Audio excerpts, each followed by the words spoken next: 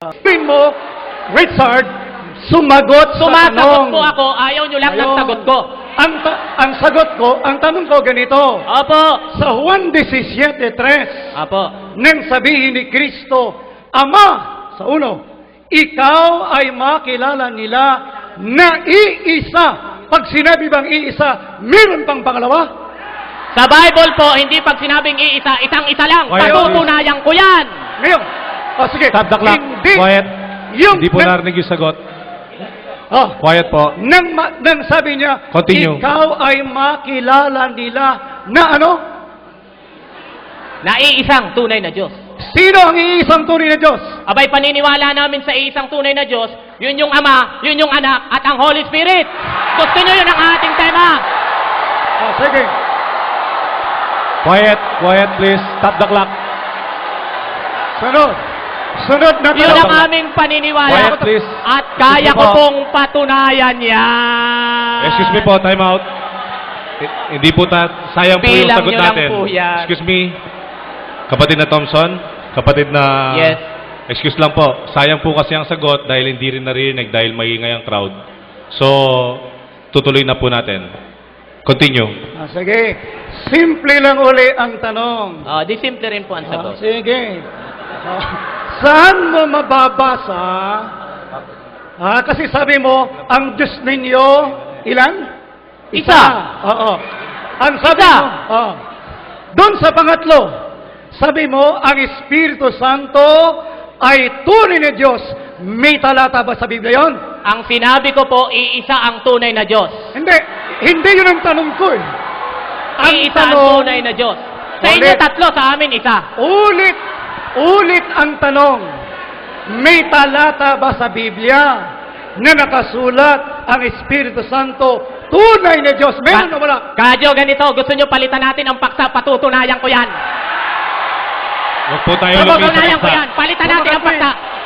Sa mga tweet, humihingi ka pa Stop. ng isa pa. Opo, Hindi mo ba pwede. kaya ngayon yan? Pwede, kasi hindi kayo nag-i-stick sa paksa eh. Hindi ka... Kapatid na Thompson, kapatid na... Yes. So, konting ano lang po, Ay, itutuloy paano po kami natin. iwas eh? Para po maganda ang ating debate, konting lamig lang po. Sige po, tuloy na po. Last ilang seconds pa. Yun bang tunay na Diyos? Ito sunod na tanong. Opo, Yun bang tunay na Diyos na mamatay? wala po akong sinabing ganun. Hindi. Tinatanong ka eh.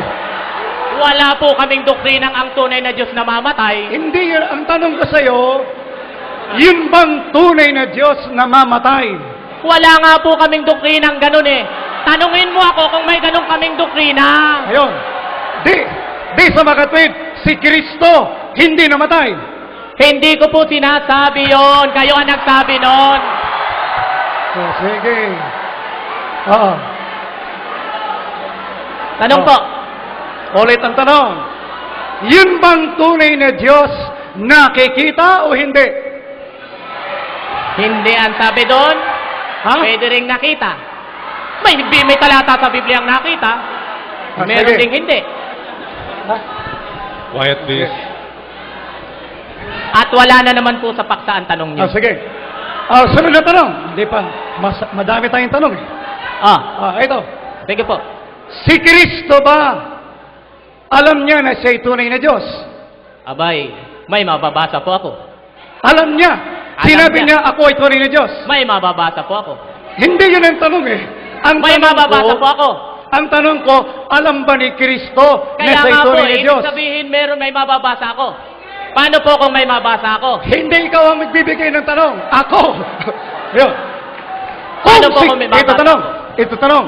Kung si Kristo ay tunay na Diyos, alam ba niya yung araw at oras na kayo ng pagdating? Ganito po, lilinawin ko sa inyo ha. Hindi, sagot mo. Sa amin! Ganito po.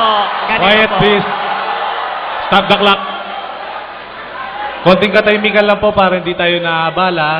Para tuloy-tuloy po ang ating debate. Pakiusap po sa lahat na nandito. Konting katahimikan lang po. Pabayaan po natin sila sumagot. Maraming salamat po. 2 Continue. minuto pa ako. 1 minute. Sige. Kasi nga po, ang paniniwala namin kay Kristo, meron siyang dual nature. Sige, puntahan na natin yan. Oo. Puntahan na natin yan. Ah. Sa mga tweet, nung si Kristo narito sa lupa, hindi sa Diyos. Wala po kaming doktrinang ganon. Ay, sa makatid, nung narito sa lupa, Diyos siya. Diyos pa rin siya. Alam ba niya yung araw at oras na kanyang Yung pagdating? pagka-Diyos niya po, alam ang lahat ng bagay. May talata ako dyan. Hindi. Ang tanong sa'yo, alam ba ni Kristo yung araw at oras May na kanyang kalagayang pagdating? tao nga po kasi siya. Ulit ang tanong. Ah. Ulit ang tanong. Oo o hindi? Alam o hindi? Hindi lang po oo at hindi ang sagot ng tanong nyo. Kaya mong sagutin ang oo at hindi? Hindi nga po oo at hindi. hindi ang sagot ng tanong nyo. Ito sunod na tanong. Quiet, please. Yun po ang sagot ko. Ay. Time's up. Time's up. Thank you po. Time's Time na. up. Thank you very much.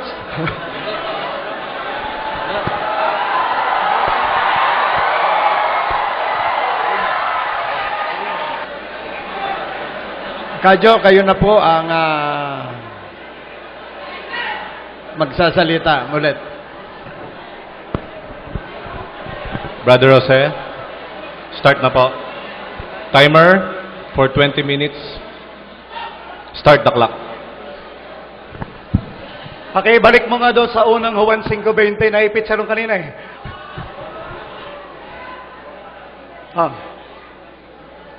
Pakibalik mo lang doon sa unang Juan 5:20. Mga kaibigan, ang sabi ni Ginoong Thompson, si Kristo raw ang tinutukoy ng salitang, ito ang tunay na Diyos. Kaya ginawa natin, inisa-isa muna natin sa simula para hindi niya mailigaw kayo na mga nanonood dito. Dahil sa iyong talata, nagsimula na parito ang anak ng Diyos. Di ba? Ang itinanong sa kanya, yun bang naparito ay ang ama o ang anak? Ano sagot niya? Ang anak. Ayun. Bakit naparito yung anak? Ang sabi, binigyan tayo ng pangunawa, para makilala natin, ang alin? Ang tunay na Diyos. Tayo rin, nandun din sa tunay na Diyos. Ang iniwasan niya kanina, yung salitang kaniya. Ano po? Ayaw niyang sagutin yan. Ayaw. Alam niyo kung bakit?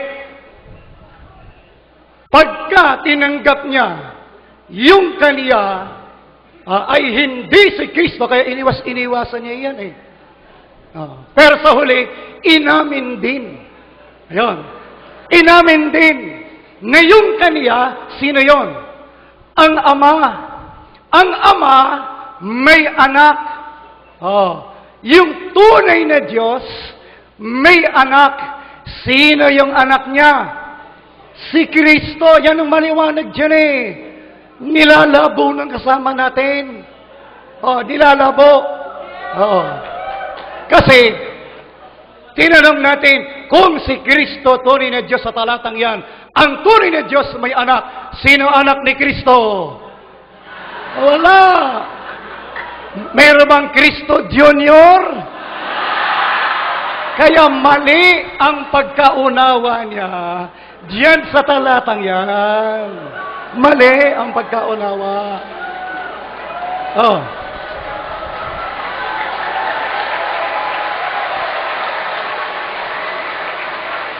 Baka sabihin nyo, wala siyang kakampi. Ito ay aklat nila. Seventh-day Adventist Bible Commentary. Yan. This is the true God. 1 John 5:20. Doon sa bandang dulo. This is the true God. It is possible, posible lang, sabi nila, to apply these words to Jesus Christ. Posible lang. But their most probable application is to the Father.